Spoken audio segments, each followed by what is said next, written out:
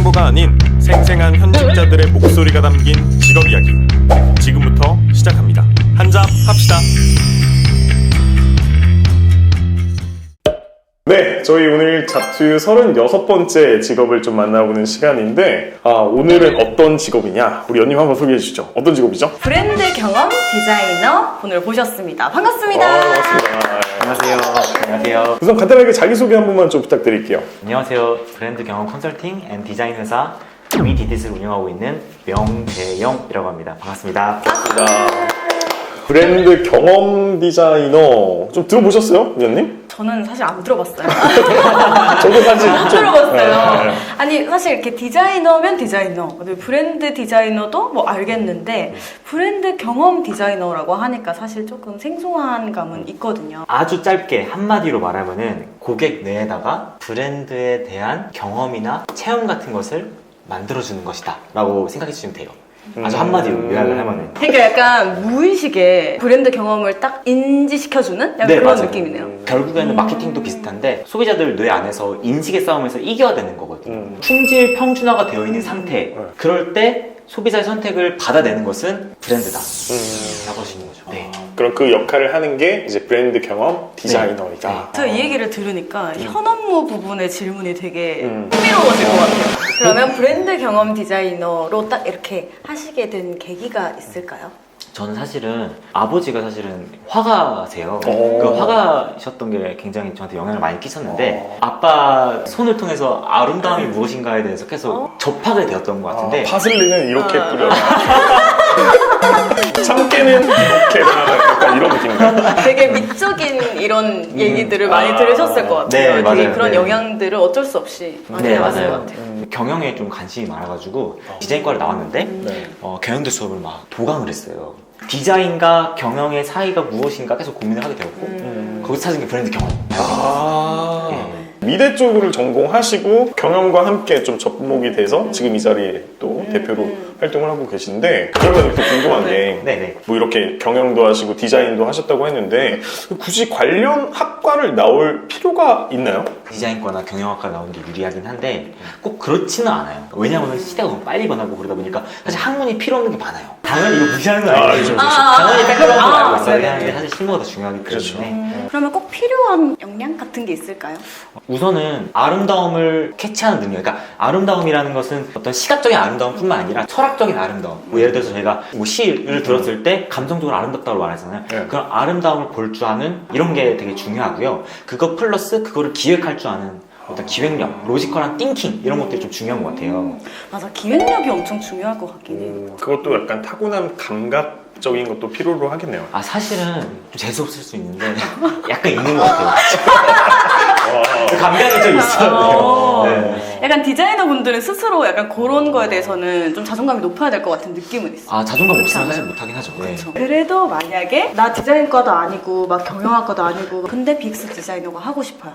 그러면 뭘 준비하면 좋을까요? 저는 개인적으로 뭘 준비했냐면요. 심리학이랑 행동경제 이런 것들 관심이 되게 많아가지고 근데 특히 행동경제 중에 제일 유명한 게 넛지거든요. 넛지 아시죠? 가장 대표적인 예가 계단에다가 칼로리 적어놓는 거 있죠. 네. 그래서 사람들 그쪽으로 다니게 하는 거. 그렇죠. 그렇게 하면 다이어트 할 것처럼 보이니까 그게 넛지예요. 자연스럽게 행동을 유도하는 거. 왜냐면 넛지가 선택을 유도하는 것을 맞아요. 선택을 유도하는 사람은 결국에 디자이너거든요. 회사의 입장에서는 디자이너가 되게 큰 역할을 하는 사람인 것 같기도 해요. 새롭게 기획하고 이런 걸 좀 준비해 두는 것도 좋을 네. 것 같아요. 디자인을 하는 데 있어서 툴도 되게 중요하잖아요. 사용하시는 뭐 프로그램은 어떤 걸 주로 좀 이용하시는지. 엄청 다양한데 포토샵 일러스트레이터부터 스케치, XD, 프리미어 프로, 애프터 이펙트 이런 것도 쓰고 뭐 리서치하거나 약간 분석할 때는 빅데이터 툴 같은 것도 써요. 데이터랩, 구글 트렌드, 오디피아 네. 이런 것도 가끔씩 활용하고 그래요. 그러면 거의 어도비 프로그램 정도는 진짜 네. 마스터급으로 뭐 안 보고도 이렇게 막 와 진짜 느낌 잘 따세요? 느낌 이제 안 따요. 이제 사요. 아 그래요? 자 그럼 다음 질문 우리 연님 한번. 그래도 디자이너라고 하면 왠지 그림을 잘 그려야 될 것 같은 느낌이 있잖아요. 네, 맞아요. 그림을 꼭 잘 그려야 될까요? 10년 전이라면 당연한데 사실 지금은 또 아닌 것 같아요. 왜냐면은 잘 그리는 거는 머신러닝도 잘 그리니까 모네 그림들을 100장 입력하면은 모네 그림 스타일로 톡 나오잖아요. 그래서 사실은 그림 잘 그리는 것도 중요하긴 한데 아까 그 말씀드렸다시피 뭐가 더 아름다운 것인가를 판단할 줄 아는 기준이 잡혀있는 디자이너가 더 중요한 것 같아요. 네. 그걸 판단하는 능력을 기르려면 어떻게 해야 될까요? 최대한 많이 보는 게 중요한 것 같아요. 저 사실 그 이야기를 좀 들어보면서 느껴지는 게 디자이너의 앞으로 역할이 그림만 잘 그리는 것뿐만 아니라 기획을 디자인에 아주 잘 어떻게 좀 살릴까에 대한 감각이 좀 네, 맞아요. 뚜렷해야지만 될 것 같은 느낌이에요. 앞으로의 영향을. 바른 말씀을 하셨어요. 바른 말씀. 바르다 김선생. 바르다 김선생 같은 경우도 원래 김밥이라는 바르다 김선생 같은 경우도 되게 프레임을 잘 씌운 디자인 중에 하나예요. 그 디자인은 정말 창조해야 돼요. 왜냐면은 그냥 김밥집이잖아요. 네. 제가 만약 김밥집을 하면 그냥 뭐 재영이네 김밥 뭐 이렇게 할 거 아니에요.